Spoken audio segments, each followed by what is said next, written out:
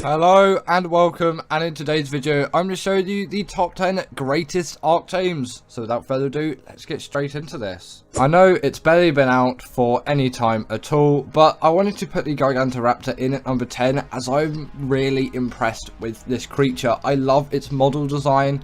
It's actually a little bit smaller than I originally thought, and it isn't too difficult to tame, and its tame method is very inventive as well, requiring a sort of mini game where you do the move it gives back to you. And these things are just full of abilities once tamed.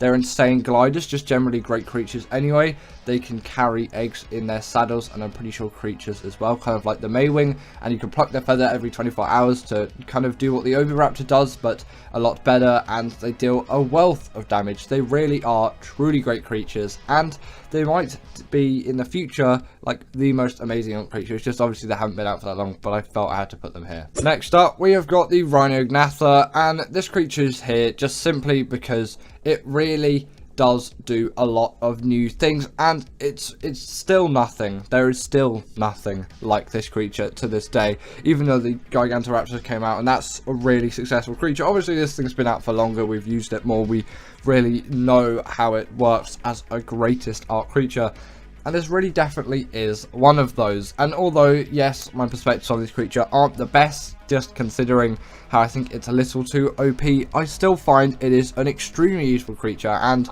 I get a lot of use out of it, namely with its ability to pick up things like Rexes and Paraseratheriums, especially in ASA at the moment, considering that obviously there is no sort of cryopods and things like that, which, you know, obviously we're probably not going to get until Extinction comes out, which is absolutely ages, or, you know, we'll get it just some point in the future. Obviously there are mods that you can use to carry creatures around with, but I'm trying to play it a little bit more vanilla at the moment. I do have the Dino tracker on though, because that mod is really useful. It's like Creature Finder Deluxe, but now just into ASA. The tame method for the Rhyniognatha is also largely quite inventive. Not as inventive as the Gigantoraptor, as nothing's really been like that before it to an extent, whereas this is pretty much just the tame for the Reaper. It's like the exact same tame method, it impregnates your dino instead of you, and you have to use the pheromones on your creature to get it to actually impregnate that. You don't really need to do that for the Reaper, but obviously Reaper pheromones are there, but that's to stop the baby from killing you. They won't do this with the Rhyniognatha.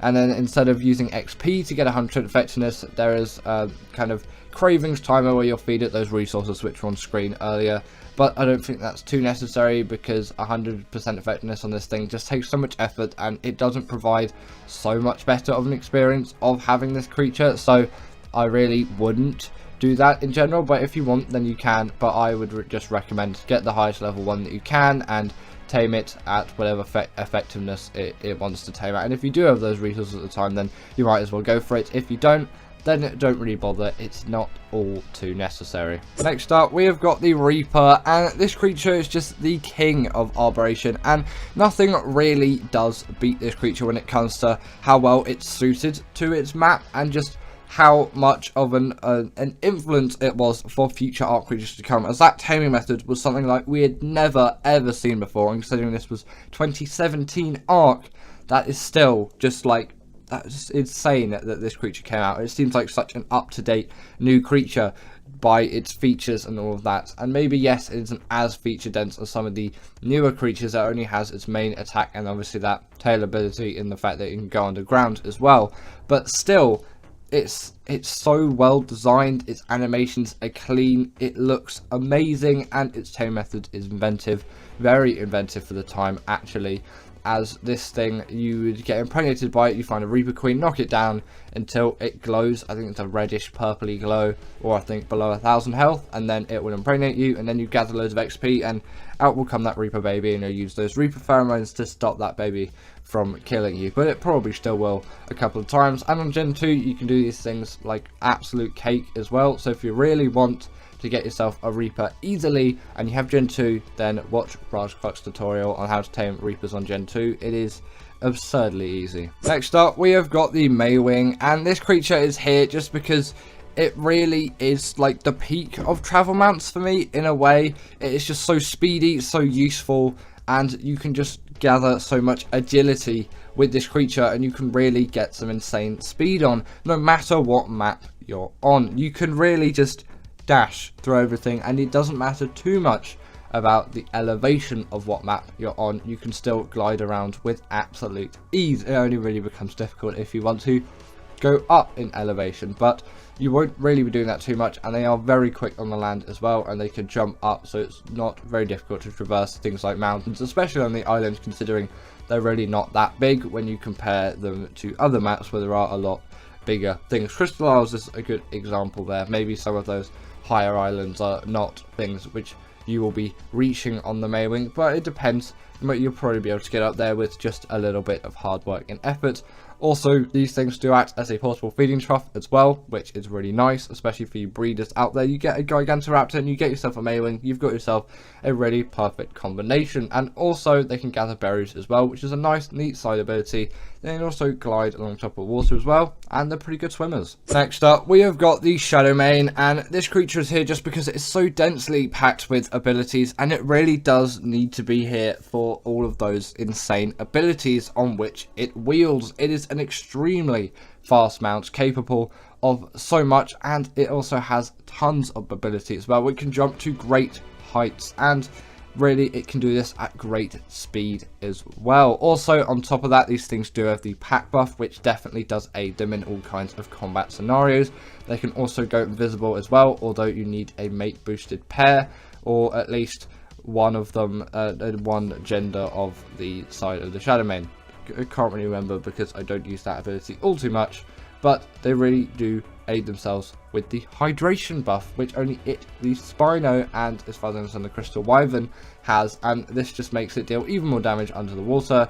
Especially great because it is a hugely amazing underwater swimmer. Its only real downside being its tail method, which is blasphemous at best, but you know, we'll accept it just considering how great this creature truly is. In at number 5, we have got the Baryonyx, and this creature is here just because it is such a great caving creature, and it has been such a great caving creature for so long, it needs to be put in the greatest Ark creatures. It's just a favorite of mine, and I love using it in all ways. I just like using it as a general travel creature. I like using it just for defeating creatures around the map, and obviously I love using it for caving, and it is a very good underwater exploration creature, underwater caving creature as well, especially just for exploring those underwater caves that aren't artifact caves, just the normal underwater caves which you'll find on maps like the island, and I think the center probably has them as well. You know what they are, and yeah, they really are great at that, especially considering they do have a special attack as well, where they can stun creatures up to the size of a megalodon when in water.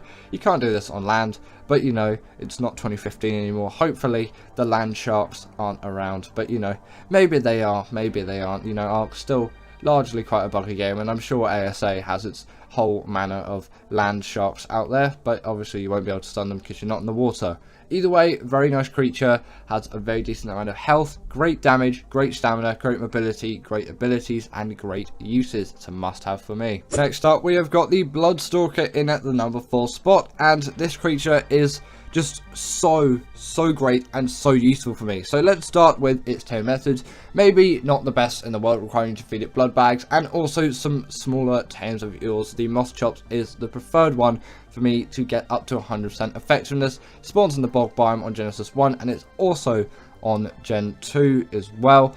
And this creature just is so great and so mobile once you've got it, especially in the water, which is what I mainly use it for.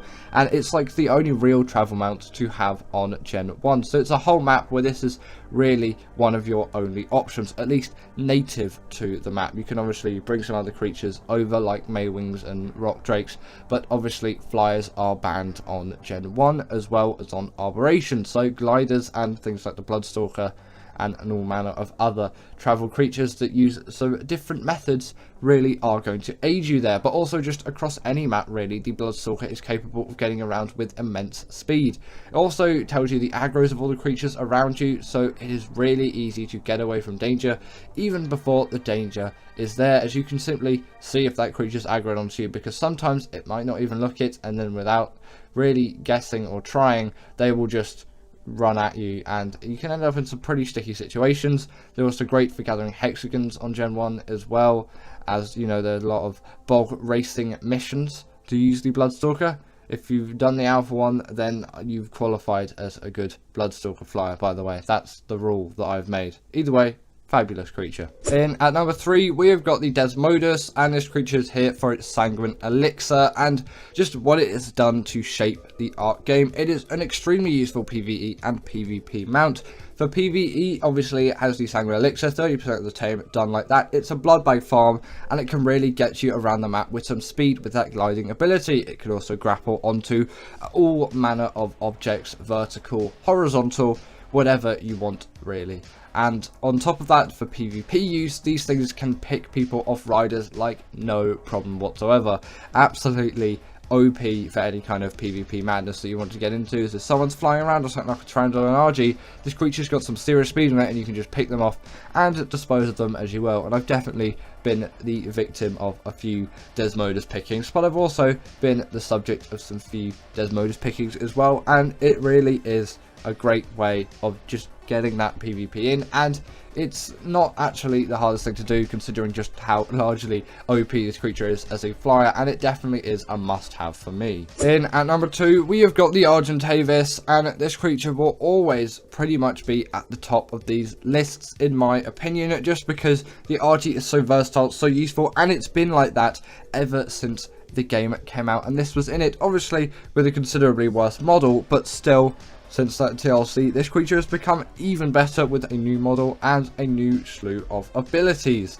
Now, it does have a smithy as a saddle, which really does benefit it, especially just considering what it does. Like, it's essentially like the best metal gatherer in the game in a way. Obviously, it doesn't gather metal, you use it with an Anki, and then from that, you can get yourself loads of metal, crystal, and obsidian, and it has tons of weight reduction, so it's a great metal transporter, resource transporter, and you can pick up a very high range of creatures as well, which you might not expect with a creature of this size. And really, it just is extremely useful as a general travel mount as well, especially with the smithy as its saddle, which you can repair any of your armor or metal tools as long as you have some smelted metal ingots in its inventory.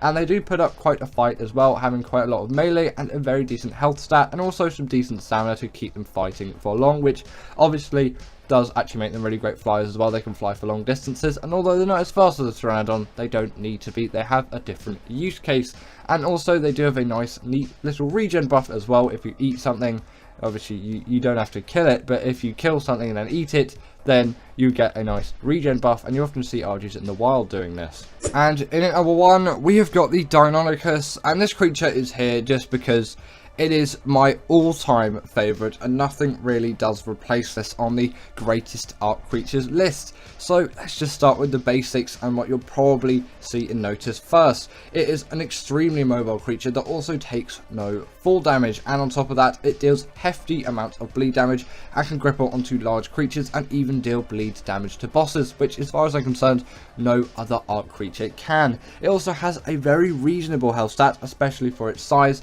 some nice stamina, some nice weight, and obviously a lot of damage. You can melt through bosses so quickly, and this especially does help considering it has the pack buff on top of this as well, and obviously that pack buff is just going to buff you even more. Obviously the name does suggest it, and you're just going to get those bosses done even faster, and who really doesn't want a Deinonychus army? Also, these creatures are very easy to tame, maybe not just very simple knockout tame and it's over and done with. You steal their eggs from a nest. So sorry if you get the bug where they don't spawn, because you're missing out really. These are just such great creatures. Then from that, you can just raise them with a couple of torches, obviously incubate them and then raise them, and it's not too bad. As long as your rates aren't on official, then they shouldn't take the longest amount of time to raise, and then you've got yourself some Deinonychuses and a Deinonychus army. And also they can kind of parkour around the map as well, so they can climb any kind of wall, vertical surface, which again does very much aid them in just traveling around the map. They really are great all-rounder,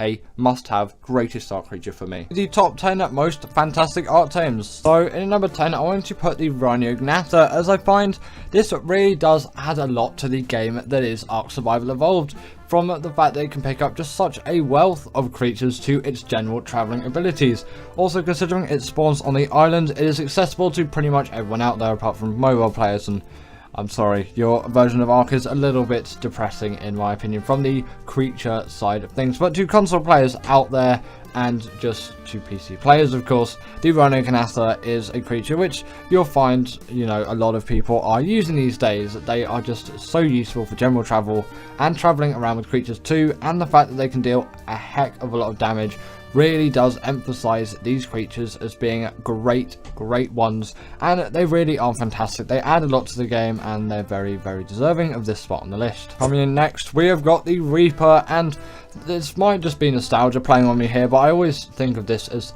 a sort of a higher creature in regards to just such a fantastic creature than the Rhyniognatha. I find it blends into its map much more effectively, and it really did innovate for the time.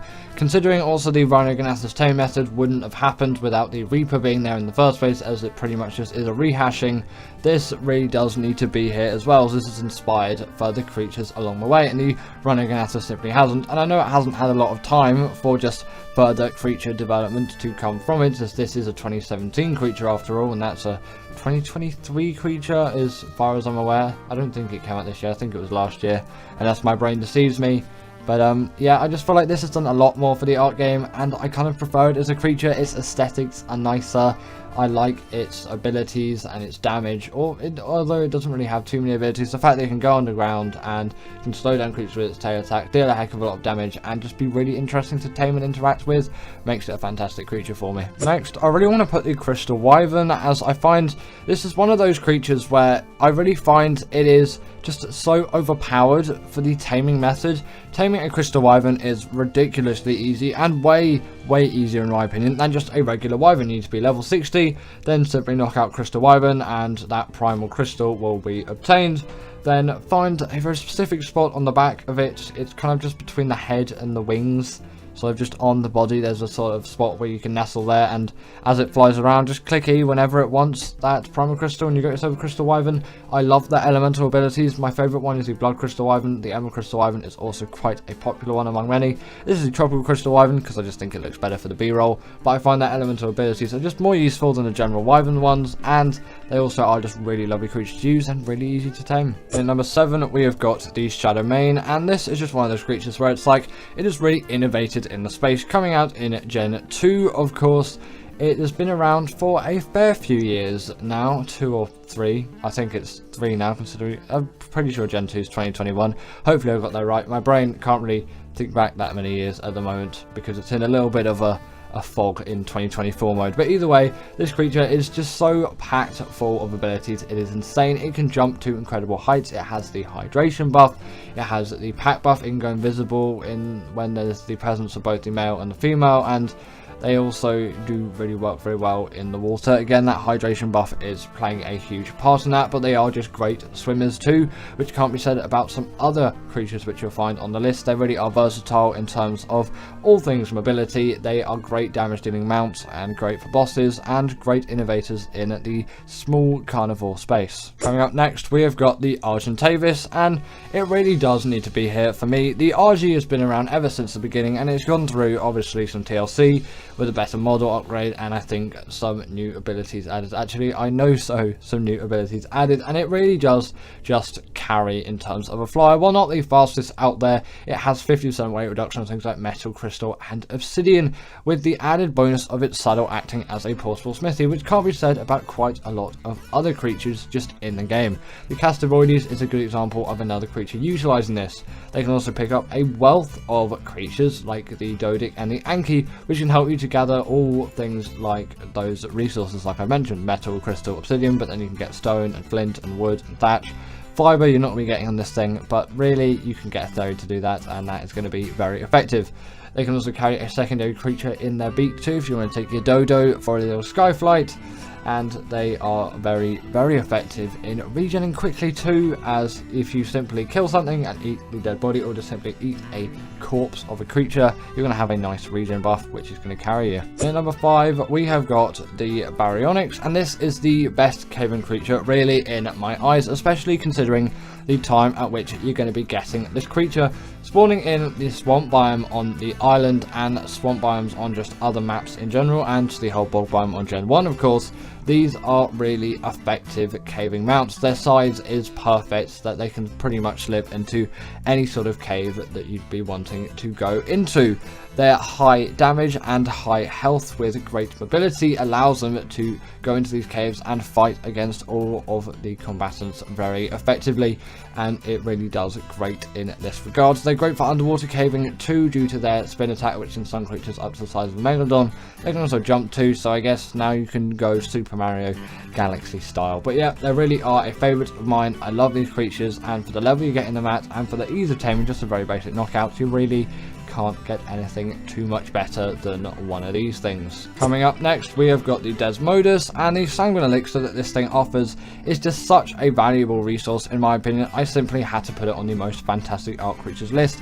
Also, with its nice neat glide ability, it is a very effective flyer. Obviously the Sanguine Elixir is going to give you 30% of your tames like that with a click of a button. There are also blood bag farms too, and for the next creature on the list, that is going to be a very huge help, or just a big helping hand in a way. They're great for PvP too, with the ability to pick players off mounts with relative ease, especially seeing that glide ability again. You can get quite a lot of speed going with these things. On top of that, they can grapple onto any kind of wall or vertical surface, or even ceilings like the Tapijara, which you'll find on Ark as well, although this is the fast period creature. The tame method is the same as the next creature on the list, I'll talk about it then. But yeah, really fantastic creature, spawns on Fjorda, and it is definitely innovated in the space. And in number 3, like you could probably guess, we've got the Bloodstalker. This is my all-time favourite, just general travelling mount. Really, the next creature on the list is, it just has got a slight edge, but for underwater travel this is really my go-to, and for general travel as well. I really do like it, although the other creature just slightly surpasses it.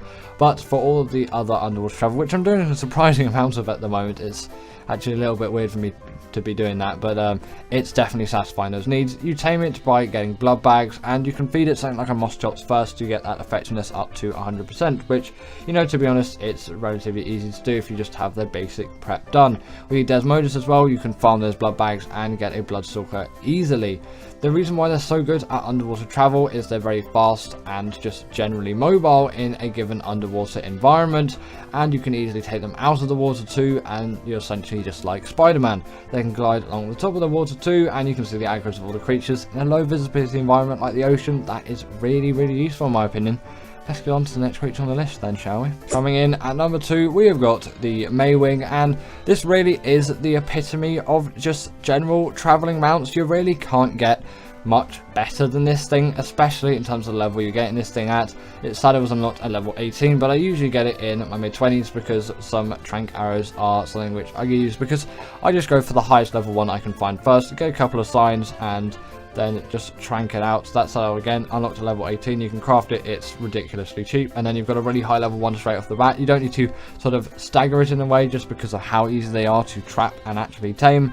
Then there's a little bit of learning curve in actually learning how to fly one of these things, but once you have done that, you really aren't going to struggle whatsoever at getting these things around the place, and they travel with such speed that there really is nothing better out there. They act as a portable feeding trough too, with that slight disturbing animation you'll see in a little bit. Still can't really get over it, but you know, I guess it's there. You can carry 4 babies as well in its saddle too, and even steal enemy baby creatures with this ability. They're pretty decent swimmers as well, not quite as good as the Bloodstalker, and they can actually skim along top of the water too.